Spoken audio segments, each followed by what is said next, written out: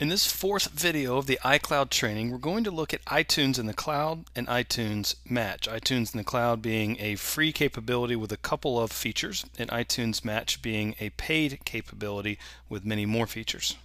So as we head back over to the apple.com/iCloud page and then into the features page, you see iTunes in the cloud. iTunes in the cloud really is about two things. It's being able to sync your past purchases out to all of your devices in Mac, and then going forward syncing all of your purchases through the iTunes store out to all of your devices in Mac. So previously you primarily had to do this by wired syncing with your Mac and iTunes, and so now what this is doing is really taking on the capability of doing this wirelessly. So to enable iTunes in the cloud, you simply can go on your Mac and your iPhone and turn it on. On your Mac, you go into your preferences area, go to Store, check these boxes right here for music, apps, and books, whatever you want to sync. On your iPhone or iPad, you go into the settings area, choose the store option, and you'll see similar little buttons or boxes there that you can toggle on and off to enable that. So once you've done that on both sides, then you're able to access your purchased music and TV shows and media through iTunes here, and also on your iPod or iPad, and download those from past purchases. And then going forward, same thing. You can go into your purchased area and sync everything basically on a wireless basis. So that's iTunes in the cloud. Like I said, very basic. iTunes Match is a paid capability that Apple has launched with iCloud, and as you'll see right here, it's $24.99, basically $25 a month. Now you basically get four things for this $25 a month. The first thing you get is to be able to have a very high quality version of every single song in your iTunes library, and so that matters if you have old music, maybe ripped from CDs, maybe purchased or transferred a few times and it's at a low bit rate. You can match it with songs in the iTunes store and then download a very strong quality version of that song so that your whole iTunes library can be full of very good quality music. The second thing you get is the ability to consolidate all of your iTunes libraries across Macs up into a single cloud instance, and we'll go through that. And so that's very handy if you're like we are at my house, where I have a MacBook and we have a Mac. They're two different iTunes libraries and different pieces of music that have been bought through those libraries, but I was able to take both libraries, synchronize them to a single place in iTunes Match, and then download and stream music out to all devices and all Macs. Third thing you get is effectively a backup of your entire iTunes library that's in the cloud. So if something were to happen to your Mac, if it were damaged, if it were stolen, you still have all of your music from that cloud instance that you can restore from. And then the last thing you get is the ability to stream music. So if you have a Mac that's running out of space, or you have a ton of music and you don't have room on your Mac to keep all of those files or keep hard copies of those files on your Mac, then you can stream music straight from the cloud over Wi-Fi. So a song that's on a cloud server, one of Apple's cloud servers, can be played on your Mac and not necessarily have to be located on your Mac and taking up hard drive space. So those are the four primary things you get with iTunes Match, and I want to walk you through how to use this because it is not as easy as Apple would make it out to be, and there's several quirks that you want to be aware of. So activating and turning on iTunes Match, if you go to your iTunes store, you need to be logged in under the iTunes account that you've used to purchase, or that you do use to purchase and shop in the iTunes store.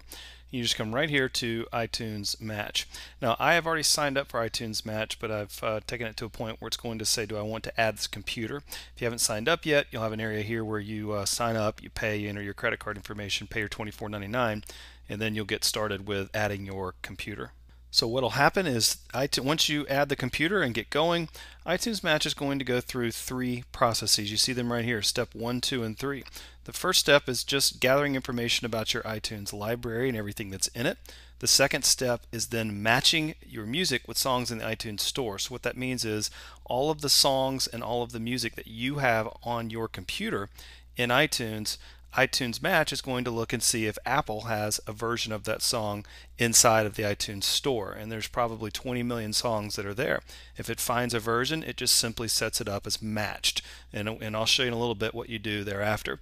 And then the third thing it does is all of the uploading of artwork and remaining songs, and what that means is any song that it can't find a match for, it uploads your version of the song that's on your iTunes library. Now this process, the first time you do it, will take a long time. You probably want to do this overnight. Just get it started before you go to bed, and when you get back up in the morning, it should be done.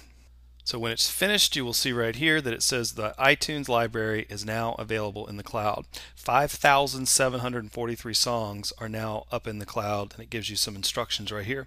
So when I hit done, what has happened here is you'll notice the little cloud icon has been added to the right hand side of the music library here. So what you can do is go on any of your Macs that are authorized for an iTunes account and do this same process. So on Mac number 2, just go up underneath Store, and in the drop-down list, the first thing you can do is authorize a computer within an iTunes account. So you can sign in on your iTunes account. Once you've signed in under that account, you can authorize up to 5 computers with a single iTunes or Apple ID. So you sign in with your Apple ID, you authorize that Mac computer, and at that point you can go ahead and turn on iTunes Match on that, and that will upload and match all of that music. So that's what I've done in my house, is both Macs are authorized on my iTunes account. All the music has now been uploaded. The maximum amount of songs that can go up into the cloud, up into iTunes Match, are 25,000 songs. Now the next thing you want to do is to come in and turn on these 2 columns right here for iCloud status, and then this little column right here that shows you the ability to download. So to do that, you can right click or control click right up here at the column headers, and then just scroll down here and choose both iCloud download and iCloud status. You can do that, or the other way is just to go view and go under view options, and under view options check these boxes here and turn those 2 columns on, because you want to be able to know the status of your songs. Now all of your music will have one of about 6 different statuses, and you'll see different statuses as I scroll through here. Uploaded means this is a song that was not found in the iTunes store and your version was uploaded to the store. So in this case, this is a version, this song is not on my Mac, it was on the other Mac, and it was uploaded from that Mac up to iTunes Match.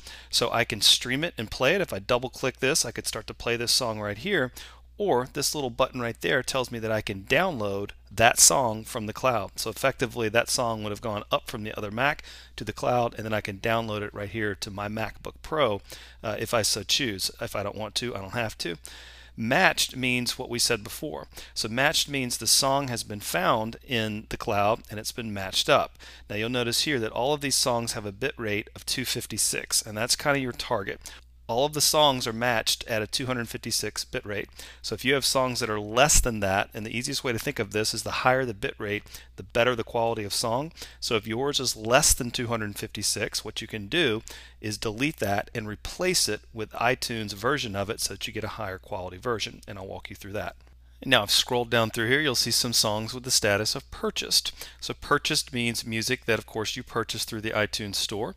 This is all music that was purchased on the other Mac, but a purchased song, you'll notice that it doesn't have the download from iCloud version here, because you can go into your purchased area that we looked at the beginning of this video.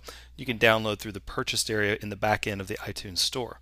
Those are the 3 primary statuses that you're going to find. You will also see some songs that have a status of ineligible. That means they have some problem with them, or they're DRM protected, or they're too big, or something like that. You will see songs that have an error code with them. That could be music that is corrupted, and it's a file that just could not be read. And then there's a version of duplicate if you already had a version in the cloud, and a song is going to be a duplicate version. But primarily what you're going to see is purchased, matched, and uploaded. So now we've got everything kind of up there and ready to go. The next thing to do is to create a smart playlist. So come down here to the bottom, and you'll notice that it's a plus button, but if I hold down the option key on my Mac, you'll see how it's changing to a little gear shaft there. If you hold down the option key and then hit this button, that's going to allow you to create a smart playlist. Now I've already created this playlist, so we'll go and open the one that I've created. If you can't figure out how to get if you don't have an option button on your Mac, or you can't find it, then just go up under File and choose New Smart Playlist. And so again, I've already set this up. So what I want to look for here with a smart playlist, I'm going to right click on top of the one that I've already created, is I want to look for songs that are of that lower quality. So I want to add bitrate is less than 256, and then I just hit the add button over here. Media kind is music. Hit the add button again, but before I hit the add button on this, I want to find both statuses. I hold down the option button again, and you'll see how it turns to 3 little dots. That allows you to create what's called exclusionary rules, where you can add multiple rules under one. So when you hit that and add, then you have either any or all. So you want to look for anything where the iCloud status is either matched or purchased. So in this case, what I'm looking for is my music files matched or purchased that are less than 256 kilobytes or at that bit rate. And that's going to tell me everything that's of that lower quality that I can now replace with higher quality.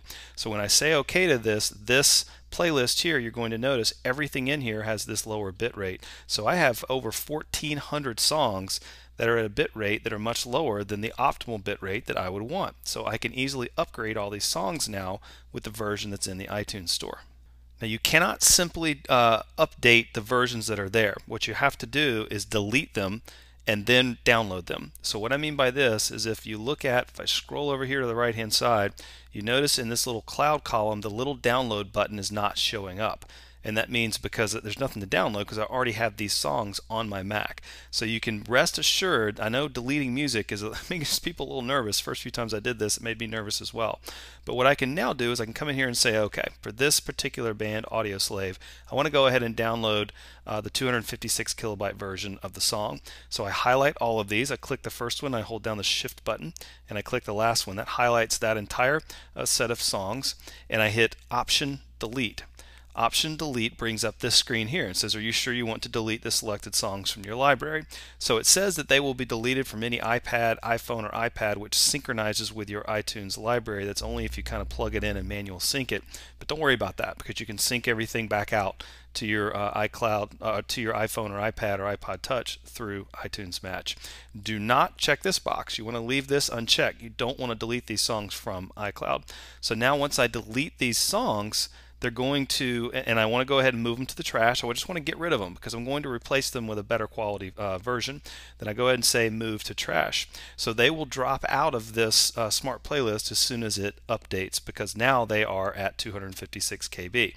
So now what I can do is if I go back up to my music library and I go find Audioslave, I'm just going to scroll down here in the column browser, and Audioslave, the album was Revelation. So now you notice that all of these songs have the download icon next to them.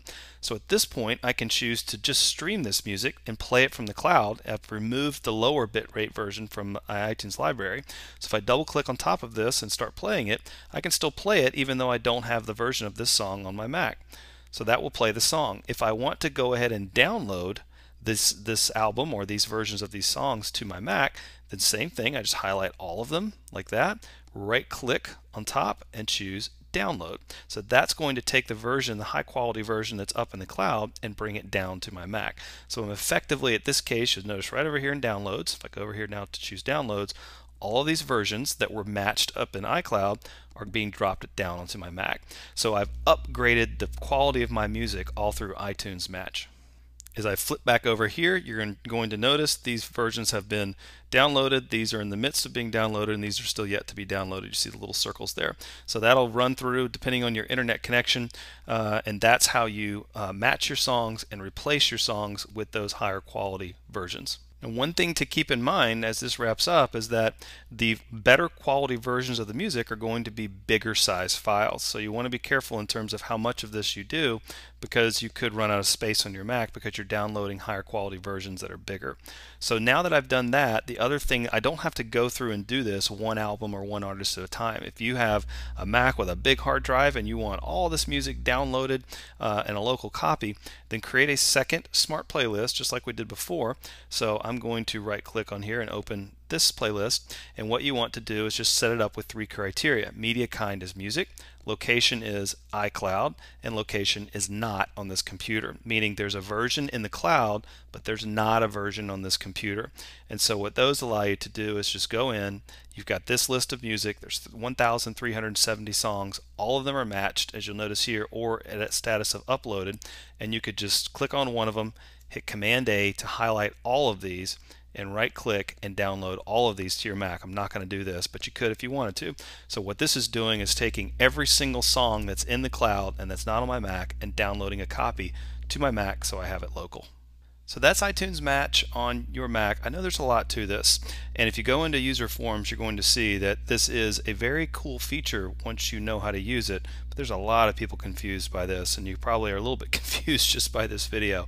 But what I love about this is the ability to, this is for the first time since we've had Macs, that I've been able to get all of our music in one central place. And then the ability for me to get top quality versions of all of that music on my Macs is awesome. And then in the next video, what I'm going to do is take you through how to use iTunes Match on your devices. So your iPod, your iPad, your iPod touches, I'm sorry, your iPhone. So this covered everything in terms of getting it on your Mac, but now it's the ability to, on an iPhone or iPad, access all of this music and be able to download music to that device, so you can pretty much have access to anything at any time.